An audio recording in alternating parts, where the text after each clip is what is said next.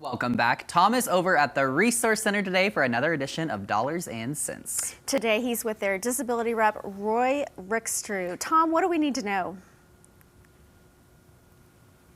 You know, I tell you, I've got the guy with me who is going to tell you everything you need to know.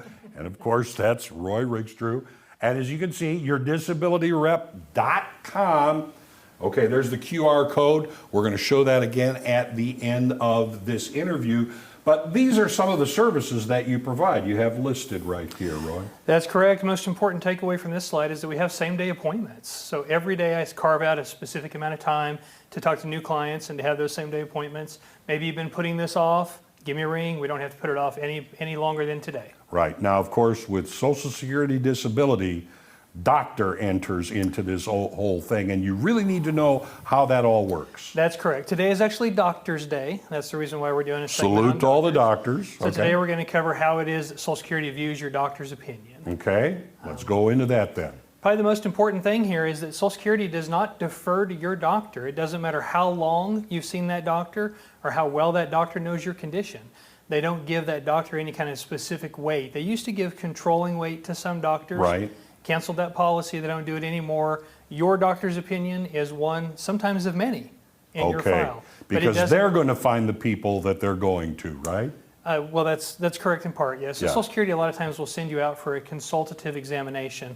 And that's if your records leave some question unanswered, or maybe you don't have a lot of records.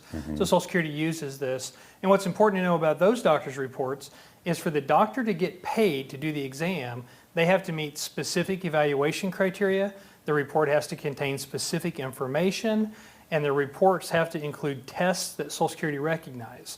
So a lot of us are probably thinking right off the bat, Social Security's opinion, their doctor's opinion, might be better than mine. Yeah, but I mean, but then again, it's I think people believe that, well, this doctor gave me all the tests, and that not necessarily according to what Social Security says. That's correct. And Social Security is kind of inherently suspect of some of these doctors' opinions. Sure. And so they have evaluation criteria that's specified in their regulations.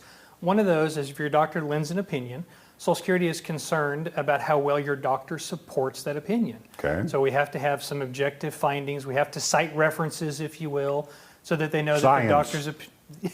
Sure. Yeah. The other thing to look at is how long you've seen that doctor and what is that treatment relationship. How often do you see your doctor? And if we think about this, you know, sometimes we see counselors every week.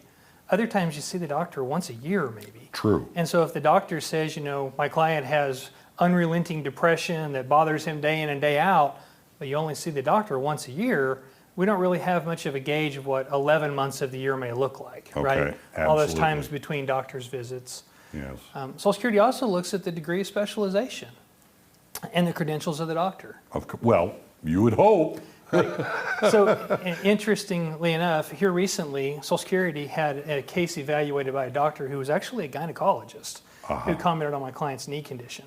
And it was funny because their regulations say, we're not supposed to do that. Right. But sometimes I see that in reverse as well. So obviously we'll tackle that, you know, that the gynecologist is not as well qualified to speak to a knee condition as my client's orthopedic surgeon is. Yet it sounds more like every case is an individual sort of judgment. Yeah, we all have regulations that should be a standard. All the rules that we play by should be universal. Unfortunately, they're not always applied as rigidly as they should be. Okay. Knowledge of the Social Security program rules. So if Social Security sends you to one of their doctors, they understand the terms that Social Security use. For example, occasionally and frequently are defined terms within Social Security's regulations. We all know what occasionally and frequently means, but the government has a defined definition. Absolutely, absolutely. And not everyone that you see is considered the best source where this is concerned. That's correct. Social Security breaks doctors into acceptable medical and non-acceptable medical sources, and they weight their opinions differently. And where we see a lot of times non-acceptable medical sources, traditionally is chiropractors. Okay. Some acupuncture doctors as well kind of fall in that grouping. Nurse practitioners that are outside of their specialists or specialties. Yeah. So if you're seeing a psychological nurse practitioner, for example, and she comments on your plantar fasciitis, not going to carry. Not going to carry. Okay. Therapists, school counselors, And then, of course, a lot of folks all the time tell me, my previous boss can vouch for me, my coworkers can tell you that I'm disabled. Doesn't count. And of course, family Yeah, is the of last course. thing. All right, one more time. People want to, get more information, want to get in touch. How do they do it then, Rick? Yep, so you Roy? can give me a ring here at the office at the 417-882-1800. You can give me a ring there. I should be free this afternoon. I've got time the rest of this week. You can give me a shout. We also have the yourdisabilityrep.com website. It's got a lot of tips, tricks, videos, advice like this that you can access anytime 24/7. All right, there you are. Roy Rickstrew. Give him a call. QR. There's the website. Everything. He's waiting for you. Back to you guys. All right, thanks so much, Tom.